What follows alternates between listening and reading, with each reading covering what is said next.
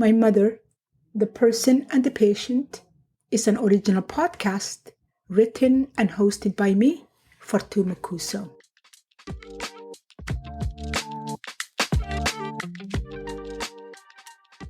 This podcast is about my mother, Timira Abdussamid Mohammed, Ayaya we call her, and that's the Somali word for grandmother, and her great-grandchildren call her Ayaya too, and that is their way of saying great-grandmother.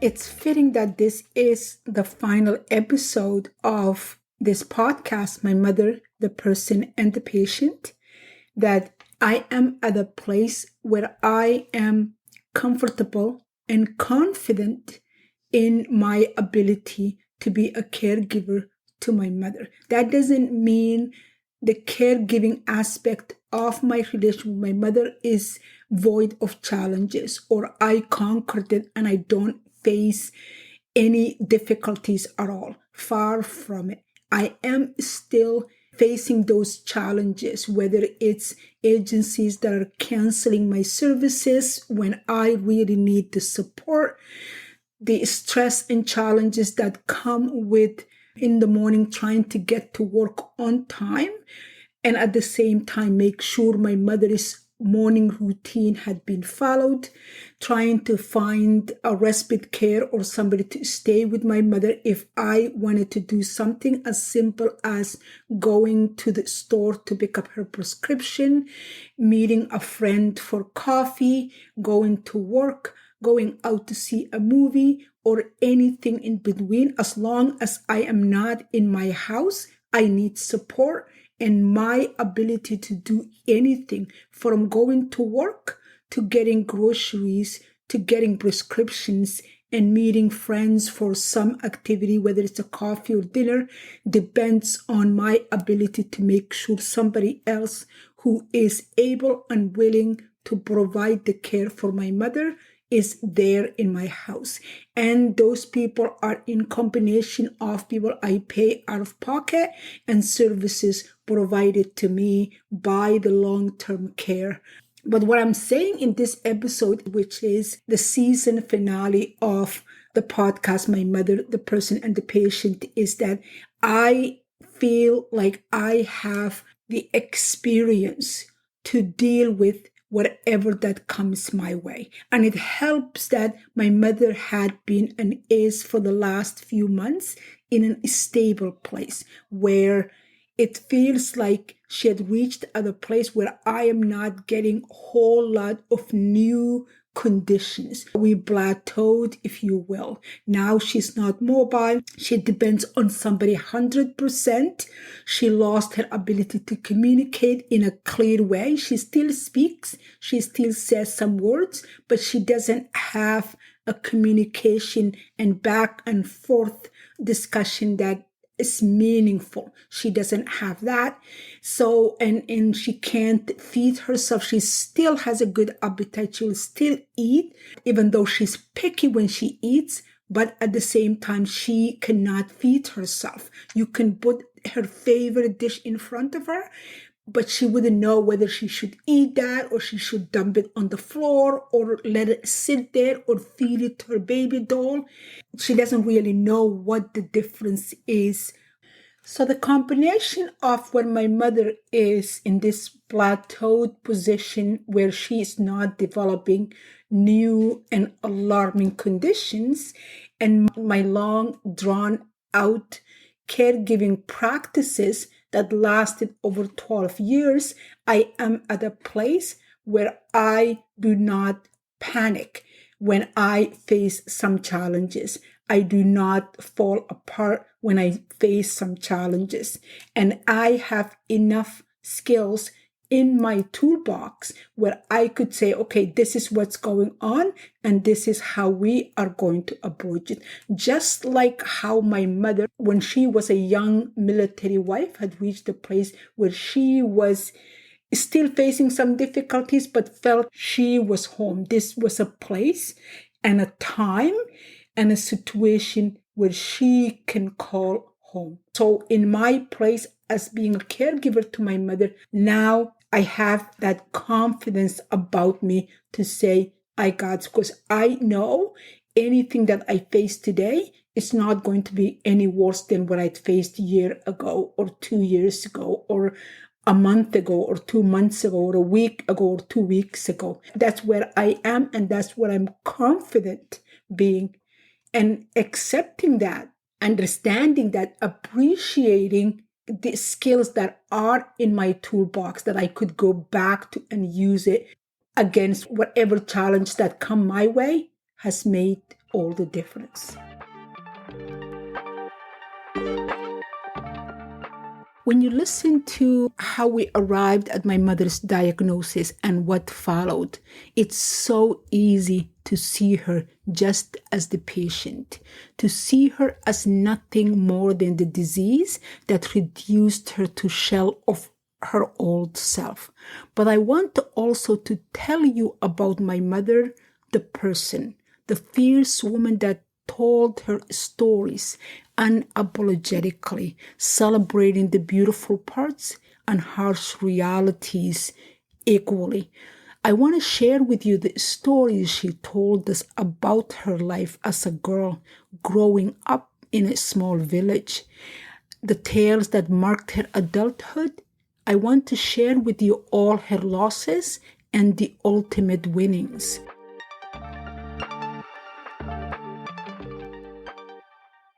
The following chapter is one of those stories reconstructed from my childhood memory.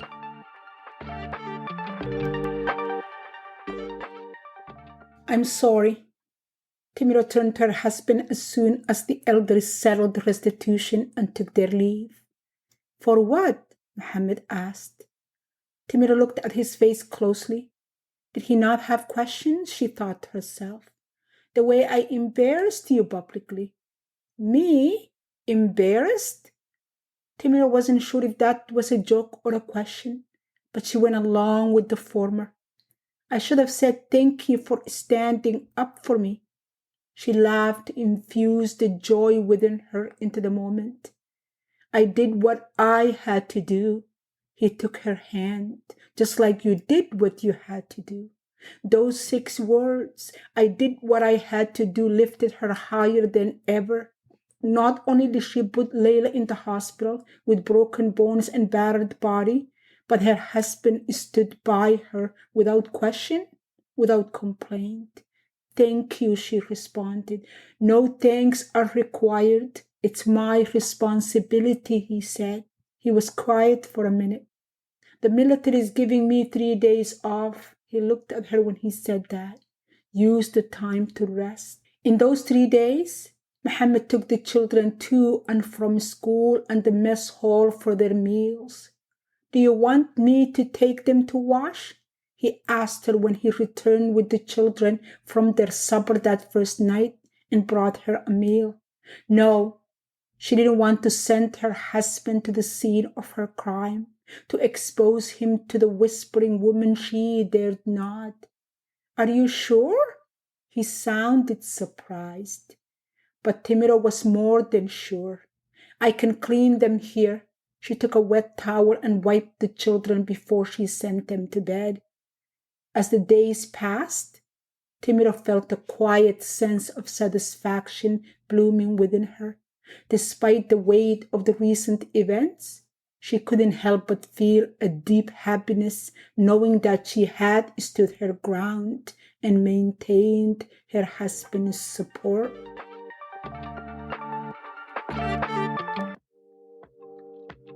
On the 4th day, when Timiro finally emerged from the confines of her home, the sun hung low in the sky, casting long shadows over the parched ground. She set about her task with a newfound determination, the weight of her actions lending her steps a resolute grace. Refilling the firewood for the bread oven was a simple chore, but each log she placed crackled and sparked with the warmth of her defiance. Organizing the scattered school supplies, Timiro meticulously arranged the books and pencils, her hands moving with purpose. Each piece she put in place felt like a small victory, a testament to her resilience in adversity. The children would return to use these the following day, and she wanted to ensure their learning environment remained undisturbed, a sanctuary.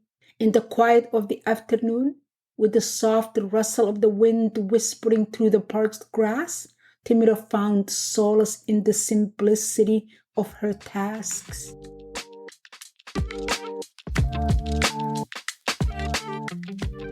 A week passed since the confrontation when Timira saw Layla approaching the dining area.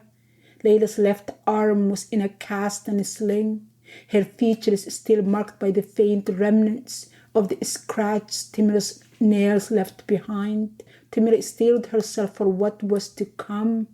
As Layla made her way through the bustling hall, flanked by two of her friends, a palpable silence settled around them. The tension in the air was thick and suffocating as the two women stood mere feet apart, their shared history of conflict and resentment simmering beneath the surface. Timira's hands clenched into tight fists at her sides, her mind racing with a flood of unspoken words. Layla passed by her, her friends casting wary glances in Timira's direction. That surprised Timiro. She had expected for Layla to say something, but Layla was so calm. Timiro turned her gaze away, her thoughts swirling. As the days melted into weeks, an unexpected shift began to unfold between Layla and Timiro. The unspoken truth reached its highest when Halima, one of Layla's closest friends standing by the chorboard, spoke to Timiro directly. "How are you, Timiro?" Halima asked. Timiro turned to her with a start. Did the woman speak to her, or did she imagine the words? "You and I are working together this week." Halima spoke loudly. "Do you see? It's right here on the board." She exaggerated, as if she were excited to work with Timiro. No one had ever worked or even offered to work with her. Was this a trap? A way to get back at her? Timiro didn't know, and that worried her. But soon her fears dissipated as Layla continued to include Timiro in their working groups for the communal chores. Subtle but significant gesture that hinted at the tenuous bridge being built between them. As they worked side by side, the tension that once crackled between them diminished, replaced by a cautious but a sense of understanding. Timiro was welcomed into the fold, her contribution acknowledged with nods of appreciation and the occasional small smile from Layla or one of the other women. Timiro found solace in the simple rhythm of their shared labor as they worked. Though their conversations remained sparse, there was a comfort in the small gestures punctuating their days. She felt a sense of quiet gratitude as the weeks passed. "A few of us are going to the market on Friday." Halima took a large gulp of her water. This was their first break of the day as they cleaned the slaughterhouse. "Would you like to join us?" "Me?" Timiro scanned the area behind her to make sure the woman was addressing her. "To the market?" To be invited to the market was on a different level of connection. Was she ready for that? She needed time to think. "Let me ask my husband if he could watch the children." "Bring the children." Halima sounded too eager to include Timiro. "I'm bringing mine, and so is Layla." "Oh, Layla is coming too?" That question escaped her lips without her intention to speak it aloud. When Timira sat across from her husband at their table that night, her head swam with conflicting thoughts. "They want me to go to the market with them." "Go with them." Mohammed sounded happy. "Why?" Timiro put her elbows on the table and moved closer. Did he not realize she didn't trust them and be with them outside the protection of the base? The captain told me today he had a meeting with the women yesterday, Mohammed said. He demanded that they treat you like an equal. Hearing that, all their actions made sense. They were made to befriend her, but that didn't bother Timiro. No matter how it came, she welcomed the reprieve brought on by the captain's actions. Thank you, she said.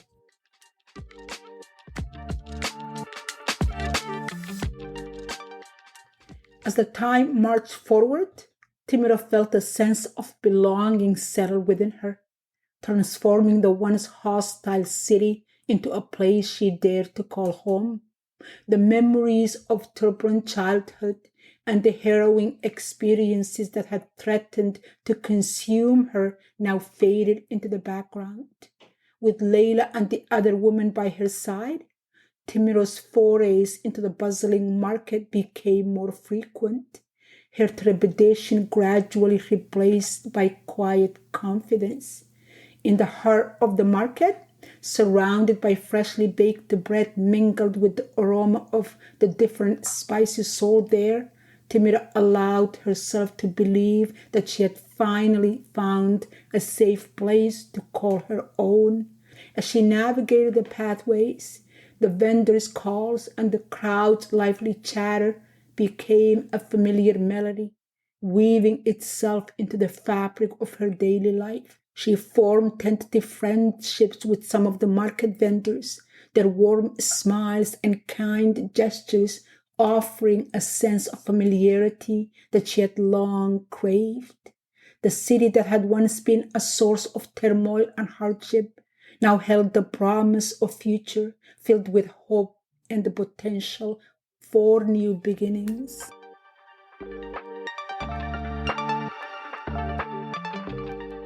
6 months from the day of the epic fight, Timiro held a sight she never expected to appear before her. She stood frozen in the doorway of her house, her eyes fixed on the familiar faces of her now grown children, Amina and Ibrahim, standing just on the other side of the threshold. Disbelief and joy mingled in her gaze. Soon, the reality of their presence sank in, thawing the frozen depth of her heart that had long been deprived of the love and the warmth that could only exist between a mother and a child.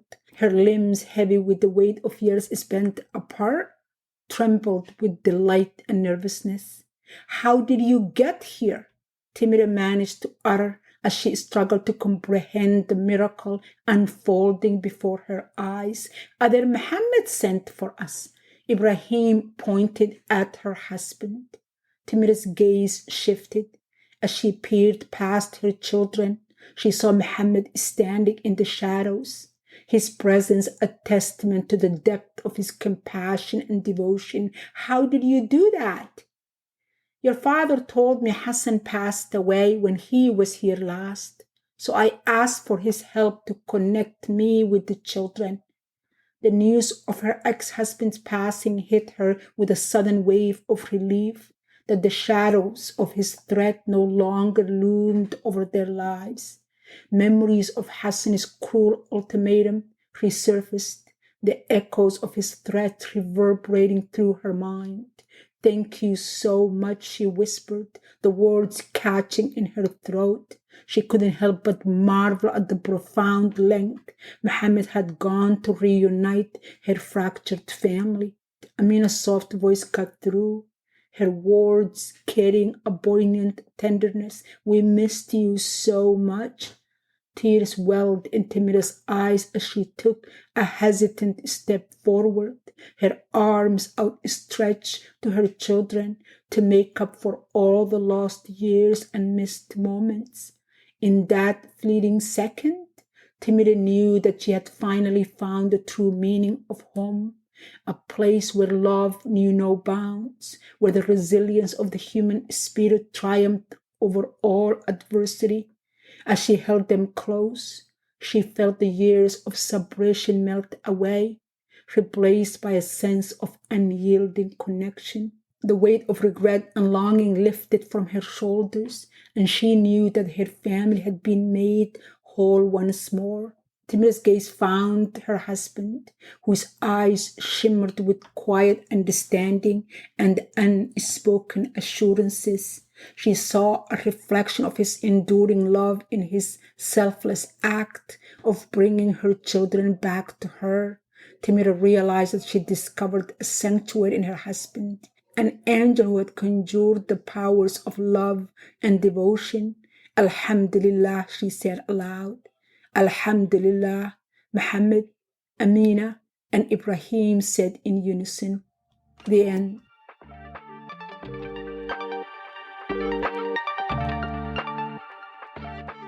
This has been the last episode of My Mother, the Person, and the Patient, a podcast that tells my mother's story as the person before the diagnosis and as the patient after diagnosis with Alzheimer's. Entire season, all 45 episodes, can be downloaded and listened to in Apple Podcast, Google Play, Spotify, Stitcher, or wherever you get your podcast.